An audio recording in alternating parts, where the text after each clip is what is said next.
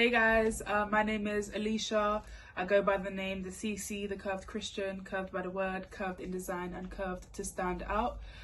So I am the mastermind behind the artwork for Broken To Be Mended. And yeah, I'm just here to tell you a bit about it. Yeah, enjoy.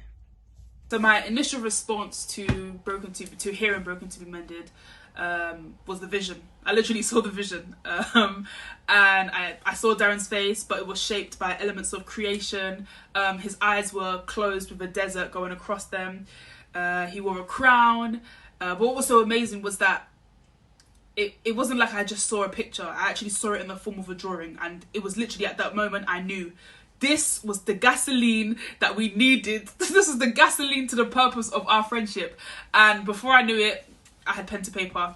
In addition to this, I also received something for myself, which was the understanding that the grace in brokenness is the remolding, the reshaping, the realigning of us as creation. And when we think of the potter and the clay, Jeremiah was sent to the potter's house where Creator told him, "You are like the clay in the potter's hands."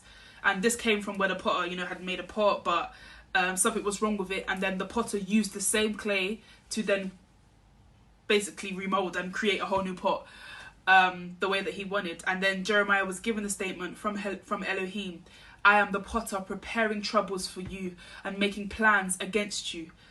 And literally in reading that, it's like, damn, God, I've been through some shady things. You mean to tell me that? So it's like, even through that, we are reminded that the things that we go through are the potter's hands. The potter is in control. And in knowing Darren and parts of his testimony, I literally felt everything. It was like, we are not yet who we are going to be, but we are no longer who we used to be. So the creative process, okay, well, it obviously first began with hearing the song. And hearing the song, I received the vision. And then I had to ensure that I wasn't rushing the process of drawing, because I had to remember that I had actually just come back from 2 years of no drawing at all. And now going at it, but I had to allow room for the Holy Spirit to reveal more of it to me. Every time Darren met up with Essence or was meditating by himself and started singing a song, he would send me the recording, and that really helped me. It unlocked parts of the vision for the drawing that I had not yet seen. Also, I'm a big procrastinator, and so it took a lot of Darren calling me, belling down my line, 0790, to remind me of the possibility that I may actually be slyly losing it. So yeah, I also had to meditate myself with the song, listen to the song plenty of times. It basically came from the elements of life. The elements of life creation. It begins with clear water seeping down from a cistern. A cistern is a tank of storing water, sort of like an underground reservoir, coming down from the right of his face, and it's basically forming his beard. This was to represent the calm before the storm.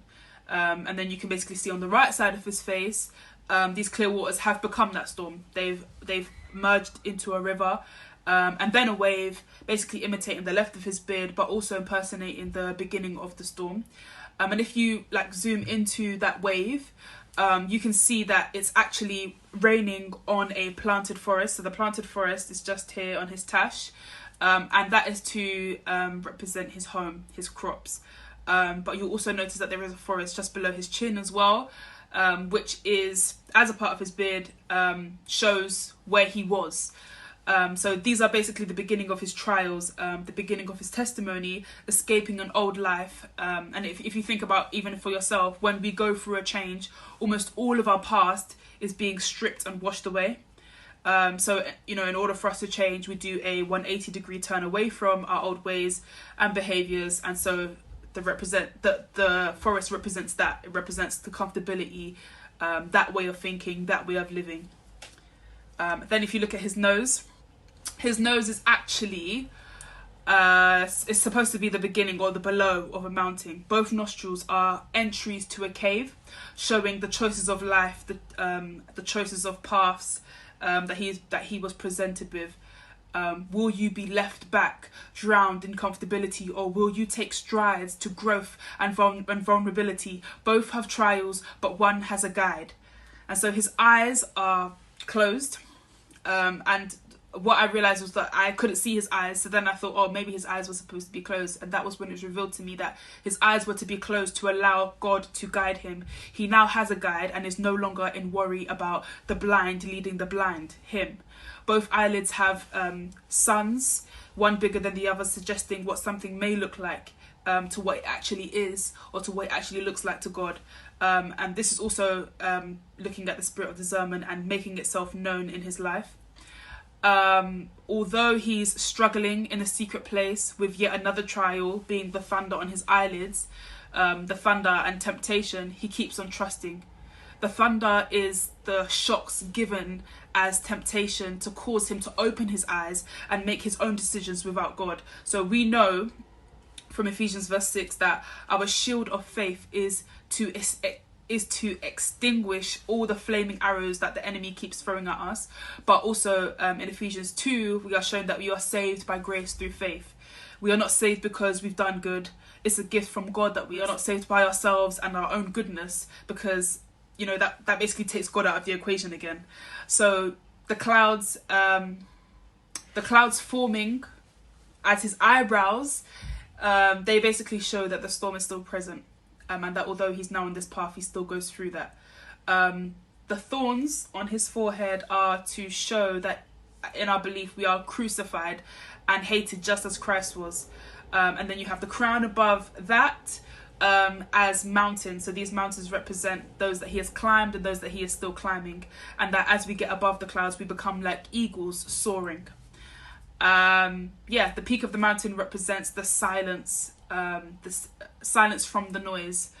So even though he hears whispers trying to call him back, trying to get him to who he used to be, he understands that even with the experiences that he has been through, this is his opportunity to reflect on the brokenness, realizing that he was broken to be mended.